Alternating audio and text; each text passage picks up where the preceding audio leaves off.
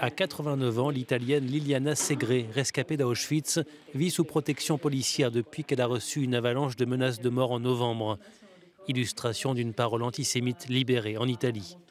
En 1944, Liliana Segre figurait parmi les 776 enfants italiens de moins de 14 ans déportés à Auschwitz. Seuls 25 ont survécu. Ce n'est qu'à 60 ans qu'elle a pu trouver des mots pour raconter ce qu'elle avait vécu. En Italie, elle a été nommée sénatrice à vie. 75 ans après la libération de l'Europe du fascisme et des nazis, que ressentez-vous quand vous évoquez Auschwitz et le fait d'en avoir réchappé?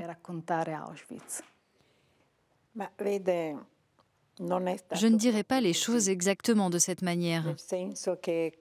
En rentrant d'Auschwitz, quasiment tous les rescapés ont pendant longtemps été incapables de parler de ce qui s'était passé. C'était trop difficile à l'époque de trouver les mots qui convenaient pour évoquer ce que nous avions vu et enduré. Et c'était quasiment impossible pour ceux qui n'avaient pas vu la souffrance de comprendre ce que nous avions enduré. Comment revenir à une vie normale après ces années effroyables? Évidemment, il y avait de grandes différences entre nous. Il y avait des intellectuels qui avaient une sensibilité particulière et une bonne éducation, et qui ont été capables de parler et même d'écrire sur ce qui s'était passé. L'auteur Primo Levi a écrit sur Auschwitz. Il a raconté des choses qui étaient impossibles à dire. J'étais une jeune fille naïve quand je suis rentrée. J'avais 15 ans à l'époque. J'étais tellement différente des autres filles de mon âge et des rares membres de ma famille qui avaient survécu. Et j'ai choisi le silence, un silence pesant. Mais j'ai préféré ne pas parler plutôt que de parler et de ne pas me faire comprendre.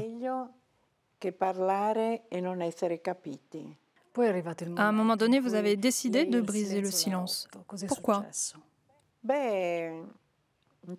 Ce n'est pas une histoire facile à raconter sans hurler, pleurer ou s'interrompre.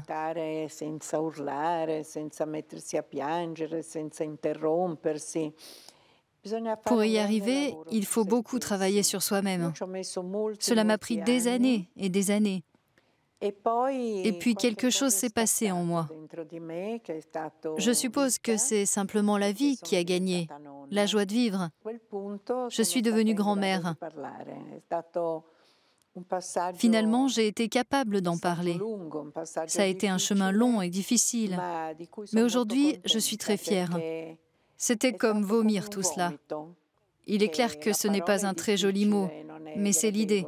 C'est ce que je ressentais, comme quand on a quelque chose sur l'estomac et que l'on n'arrive pas à l'expulser. Puis finalement... Les mots servent de thérapie? Les mots peuvent vous faire mal, comme des pierres qui s'abattraient sur vous. Ils peuvent être difficiles à trouver, difficiles à comprendre. Personnellement, ils m'ont beaucoup aidé et ils continuent de m'aider. Dans quelle mesure le souvenir d'Auschwitz est-il toujours présent en vous au quotidien? Chaque matin, quand je prends ma douche, je vois le tatouage sur mon bras. Il fait partie de moi. Je ne peux pas davantage oublier mon tatouage que le nez que j'ai au milieu de la figure. Ce numéro, d'une certaine manière, me représente.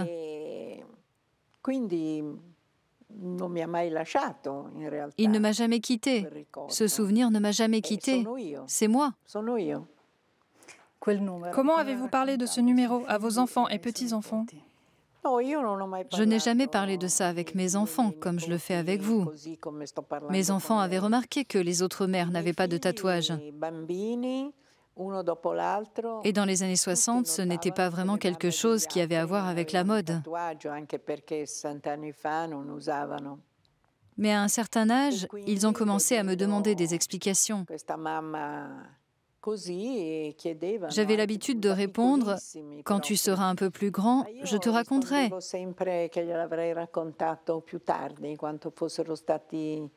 Je n'ai jamais atteint cette étape. Ils ont arrêté de me poser des questions. Et en un sens, nous avons mûri ensemble.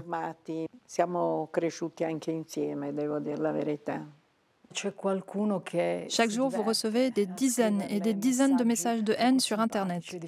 Quel genre de personnes se cachent derrière ces messages et comment voyez-vous cette société actuelle où quelque chose comme cela est encore possible? Honnêtement, je suis désolée pour ces personnes.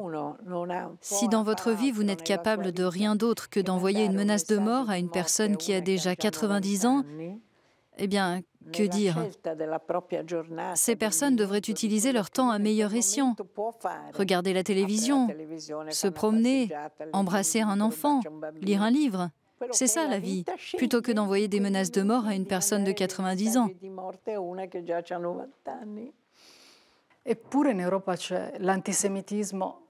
Mais en Europe, l'antisémitisme fait son retour dans l'actualité. Excusez-moi, mais il est de retour parce que nous en parlons. Mais je crois que ce genre de haine a toujours été là. Le jour de la libération, le 25 avril 1945, tous les antisémites ont prétendu qu'ils ne l'étaient plus.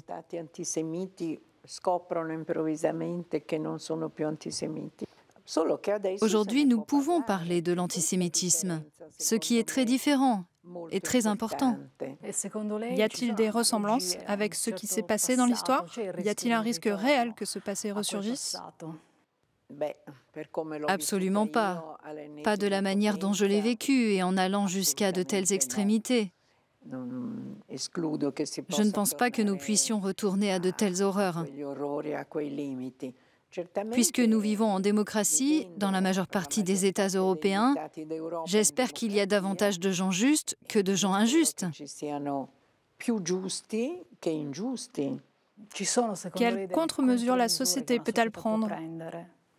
Je n'ai pas de recette contre ces démons qui sont anciens, mais je crois aussi que l'histoire peut se répéter ou alors donner lieu à quelque chose de nouveau.